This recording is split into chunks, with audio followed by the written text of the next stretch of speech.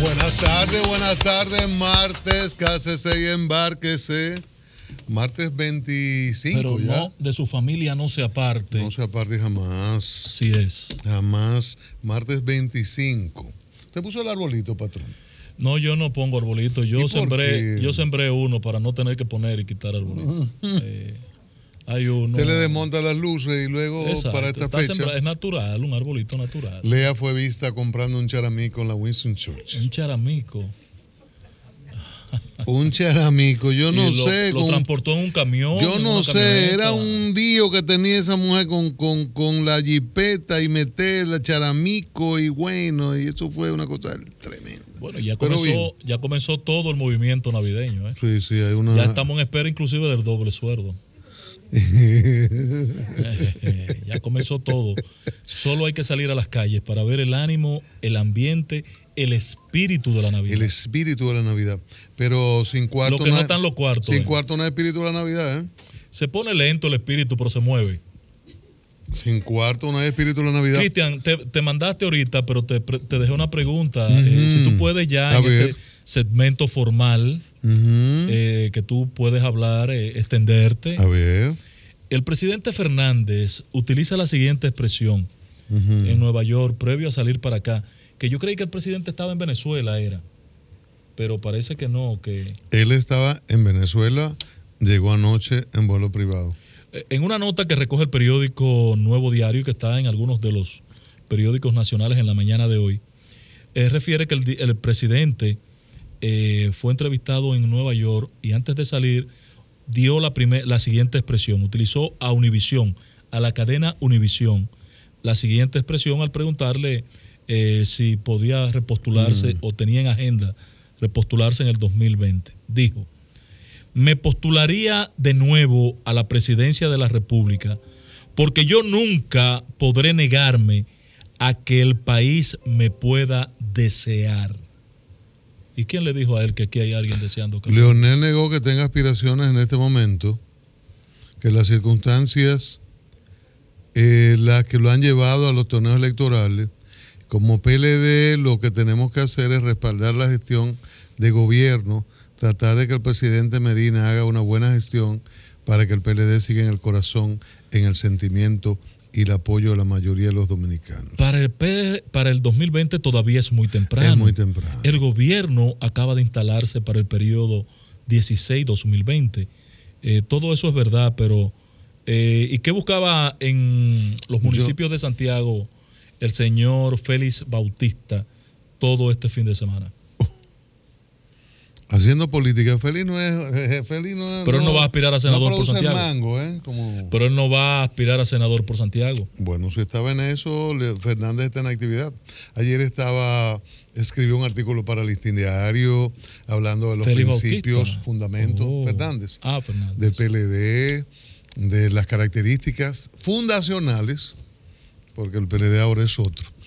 Yo pienso que él está en eso. Además, mire, usted mencionó a Hipólito Mejía. Él es más joven que Hipólito Mejía. Sí. Y más joven que Danilo. Pero más viejo en el escenario electoral. Sí. Pero es muy difícil uno pedir que un hombre de 60 y tantos años se retire. Pues Obama tiene 54 y se va a retirar. Y Zapatero menos. Y hace rato que se retira. Pero aquí son otras las... Por ejemplo, yo vi a Hipólito Mejía hoy. No hay más candidatos en el país, pero ahí está la hija de Hipólito el PRM. Yo vi a Hipólito. Ahí está Luis, brillante, quedó intacto, no perdió nada. ¿Usted cree que quedó intacto? Sí, claro. En el PLD. ¿Usted cree en el proceso? Ahí está Gonzalo Castillo. Post elecciones quedó intacto. Sí, ahí está. Se ha manejado bien para... No, ese es otro tema. Bueno, pero lo intacto tiene que ver con eso. Pero yo le digo lo siguiente. Fernández está en eso. Hoy nosotros asistimos, reiteramos nuestra solidaridad con la familia Ditren a propósito de la muerte de la madre Ignacio Ditren y de la madre de él y sus hermanos. Estuvimos allí, el presidente Medina fue a dar el pésame y compartió unos minutos con Ditren nosotros estábamos hablando allí con Antonio Marte.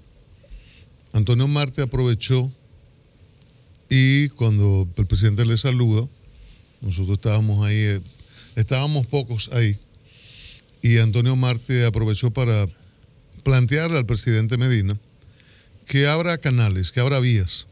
Yo no estoy en huelga, yo no estoy en que haya problemas. En el país hay dificultades, hay problemas, presidente, le decía Antonio Marte. Y el presidente le escuchaba con atención y al final le dijo que hablaría con el ministro de Industria y Comercio para viabilizar. Sí, para que le reciba. Y yo creo que es muy razonable lo planteado por Antonio Marte, presidente de CONATRA, cuando le decía al presidente en la funeraria que abriera caminos para el diálogo, para el entendimiento. Porque ¿qué ocurre? Y Ángel recibió varias llamadas de gente que hablaba con el corazón y con los bolsillos, diciendo, óigame, yo gano 5,000 pesos, me aumentaron, estoy en San Cristóbal, me aumentaron 20 pesos, bueno, no quedan para comer. Poca gente nada más coge un solo vehículo. ¿No entiendes? Pocos cogen un solo vehículo. Para llegar al trabajo, al centro de estudios, son varios vehículos. Que cuando tú dices 20, óyeme, multiplícalo por 4, 3, por 4. Es una situación muy difícil. Entonces, hay dentro de los sectores de transporte, me comentaba Antonio Marte, gente que quiere ir a la calle y gente que entiende que hay que parar. Y en San Francisco hay paro. Antonio Marte intervino y hubo en la región sur gente que se aguantó después de su intervención. Entonces me parece muy sensato el planteamiento que le hizo en la mañana de hoy en presencia nuestra Antonio Marte al presidente Medina para que abra caminos, abra puertas. Y ojalá que también sea sincera la respuesta, y no tengo por qué dudarlo, el presidente, que le dijo a Antonio Marte que le diría al ministro de Industria que lo reciba.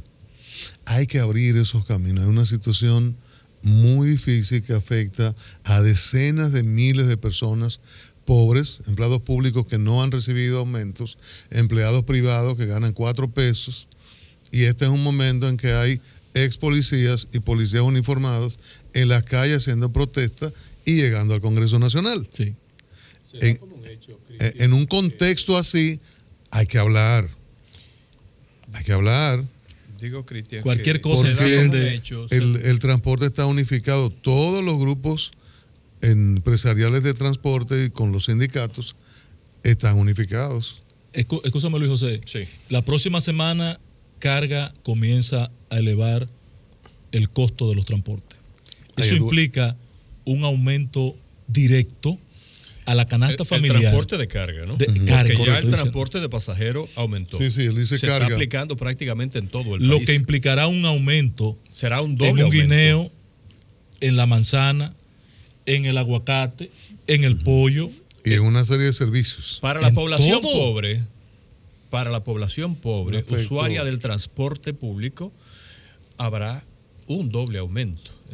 El aumento en el transporte, en el transporte de la ciudad, el transporte interurbano, es decir, de una ciudad a otra, y también el aumento en el precio de los productos, especialmente los de primera necesidad y otros quizá no de tan primera necesidad, pero que también serán tocados por el impacto que tiene, el impacto multiplicador que tiene el aumento en el precio del transporte de carga, que de por sí, ya se ha dicho, representa aquí en la República Dominicana, representa 2 veces más, y en algunos casos hasta 3 veces más que en el resto de Centroamérica, que es un componente que tiene que ver entonces con la producción y la productividad. Pero Cristian refería que, usaste esta expresión, Cristian, no tengo por qué dudar de la sinceridad del presidente cuando le indica a don Antonio Marte que hablará con el ministro para que lo reciba, con el ministro de Industria y Comercio. Pero la idea no debe ser nada más recibirlo, Cristian, porque recibirlo y oírlo, y es como, claro. Bueno, te escuchamos, bien, Cumplí. Estamos abiertos, cumplí, porque lo que no se ve claro es hacia dónde va la política del gobierno. Yo comentaba hace un momentico, al mediodía en el programa de televisión, que no se le ha dado importancia a lo acontecido en La Romana el fin de semana pasado. La Romana se reunieron gobierno y el Banco Interamericano de Desarrollo. Corrígeme si estoy equivocado. Sí. Con una agenda de 2 temas: pacto fiscal y pacto eléctrico. Que yo entendí, corrígeme si me equivoco, que esa reunión deja pautado que el BID es el nuevo intermediario para concitar un acuerdo de pacto fiscal y de pacto eléctrico ante el confirmado fracaso del Consejo Económico y Social en la consecución de ese propósito. Corrígeme si estoy equivocado. O sea, está diciéndole el presidente Danilo Medina, es la lectura que yo le he dado a ese encuentro en La Romana, que el CES, el Consejo Económico y Social, no está en capacidad de dar respuesta a ese pacto fiscal que necesita el país en el día de hoy. ¿O no? Y que lo va a canalizar a través de una institución como el BID. Y tú sabes lo que eso implica. Tú sabes lo que eso implica, ¿verdad? El BID debe tener ya una evaluación y un texto preparado de ambos proyectos. No tenga duda de que eso tiene que andar ya un bosquejo, un borrador por ahí. El tema del subsidio de las exenciones fiscales, el gasto tributario de la República Dominicana, es parte de ese acuerdo del pacto fiscal. El presidente debe tener en su conjunto toda una política que no solamente tiene que implicar malograr el tema del sector transporte como lo han hecho con el tema del subsidio, porque al único sector que al día de hoy han tocado es al sector transporte. Entonces, yo quisiera ver cuál es la política en su conjunto que con el tema de los subsidios, de las exenciones fiscales, del gasto tributario, va a implementar el gobierno, porque es que no está clara la agenda. Y eso de este fin de semana, yo no sé si los empresarios le han querido dar la lectura que tiene.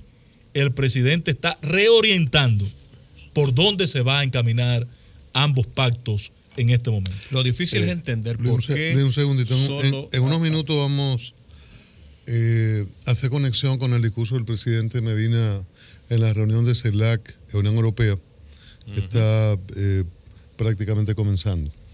Decía que lo más difícil es entender por qué solo al sector transporte. Y no es que uno pida la cabeza de otros sectores económicos o productivos que se benefician de las exenciones aplicadas desde hace mucho tiempo por el gobierno. No, la clase media, sino que se maneje el tema con mayor equidad. Se supone que aquí hay sectores productivos, mejor dicho, sectores económicos poderosos. Y ya se han citado el caso, por ejemplo, de la minería, que recibe exenciones notables y que todo el mundo sabe que operan contractualmente en condiciones muy favorables, que le garantizan un alto nivel de rentabilidad y de retorno de sus inversiones. Ya, por ejemplo, se decidió aplicarle un impuesto a las zonas francas, el 10% a los dividendos de los accionistas de zonas francas, y lo aceptaron. Y aparentemente se están comprometiendo a continuar haciendo esfuerzos para, pero esos son parchos, para incrementar. Patrón, esos son parchos, eso no llega a 1.000 millones de pesos. No, bueno, eso está bien, pero ya se ha y hecho. El gobierno en dos necesita sectores, 70 mil millones de pesos. Pero ya se ha hecho en 2 sectores, en el sector transporte y en el sector zonas francas. Vamos a continuar con esos comentarios un minuto. Vamos a pasar con el discurso del presidente ante la CELAC. Adelante, Amores. El cambio climático y tantos otros desafíos que nos han llegado con la globalización y la revolución tecnológica. Confiamos en que esta plataforma birregional de diálogo político y cooperación nos ayude a abordar algunos aspectos de estos retos. Para avanzar en este camino, tenemos la excelente hoja de ruta que nos proporciona la Agenda 2030 de las Naciones Unidas para el Desarrollo Sostenible. Esa agenda marca un hito en la construcción de un mundo inclusivo y justo para todos. Apunta a un futuro libre de pobreza en todas sus formas, en el que nadie debe quedarse atrás. Pero la creación de este futuro implica muchas tareas, como la creación de capacidades, la transferencia de tecnologías, el fomento de las inversiones, la participación de la sociedad civil en los procesos nacionales de desarrollo y, por supuesto, un llamado urgente a crear y fortalecer alianzas estratégicas como esta. Todas estas son áreas en las que nuestra relación birregional está llamada a tener un papel esencial. Esta agenda implica también solidaridad, pues la financiación para el desarrollo es la principal herramienta internacional para la implementación de los ambiciosos objetivos de desarrollo sostenible.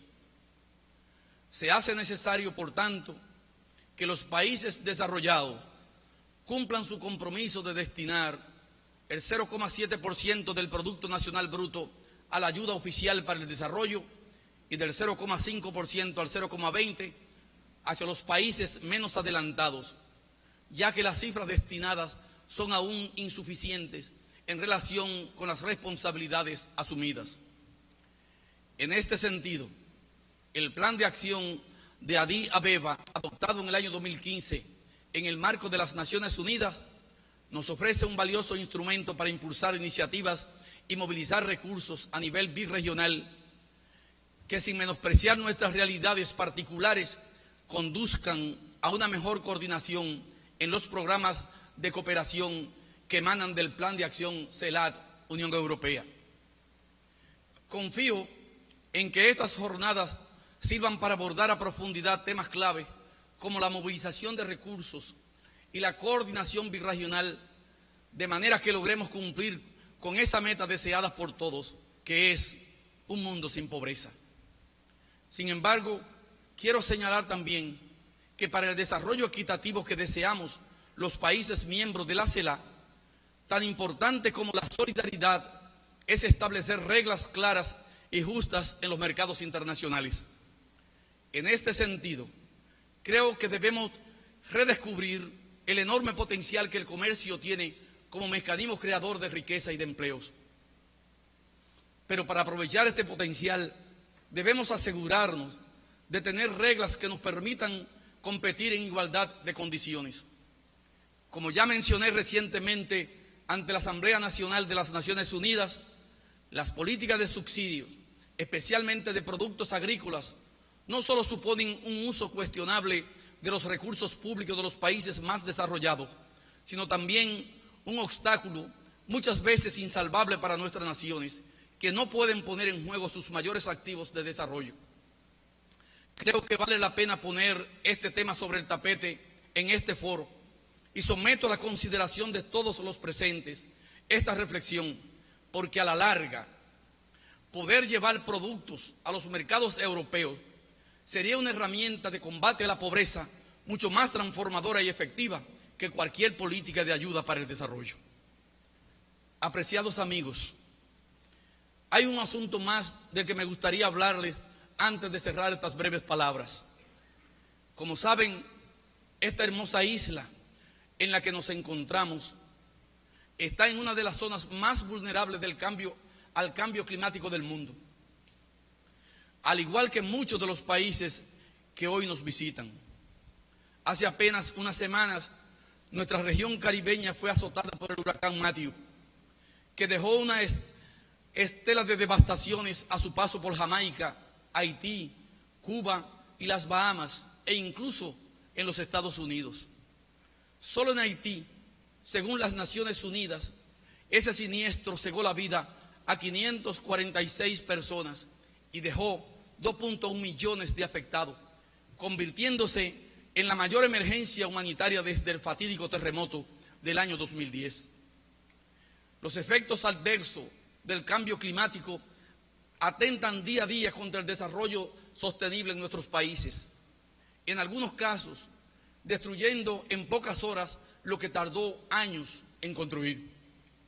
La acción global no debe hacerse esperar más.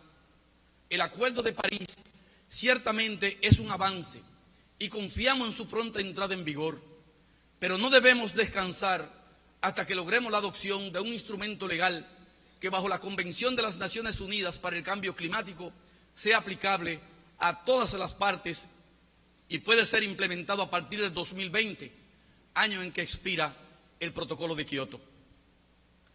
Para los más vulnerables, como los países menos adelantados, los países en desarrollo sin litoral y los pequeños estados insulares en desarrollo, como la República Dominicana, los actuales cambios en el medio ambiente atentan contra su seguridad alimentaria, contra la preservación de sus recursos naturales y en muchos casos contra su propia existencia. No queda duda de que el acceso a fondos de financiación para programas de adaptación al cambio climático y la reducción de la vulnerabilidad reviste tanta importancia que debería ser un punto estratégico en nuestra relación birregional. Señoras y señores, confío en que todos estos temas y muchos otros serán abordados a profundidad por ustedes a lo largo de estos 2 días.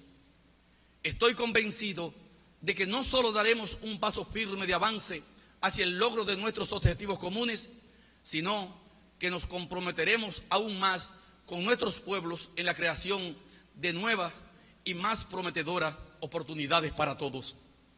Santo Domingo, la capital más antigua de las Américas y tránsito obligado de los primeros europeos que llegaron a estas latitudes, de nuevo les da la bienvenida. Reencontrémonos una vez más en un clima de amistad, respeto y colaboración mutua. Sumemos nuestras fuerzas para garantizar un futuro mejor a nuestros pueblos a ambas orillas del Atlántico que nos une. Muchas gracias y muchos éxitos. Las palabras del presidente Danilo Medina en la reunión de CELAC, Unión Europea, que se produce en estos momentos en la Cancillería, en la capital dominicana. Vamos a comerciales, regresaremos para comentar parte de lo dicho por el presidente Medina y seguir con los temas que Luis José tenía un turno que iniciaba apenas. A eso le agregaré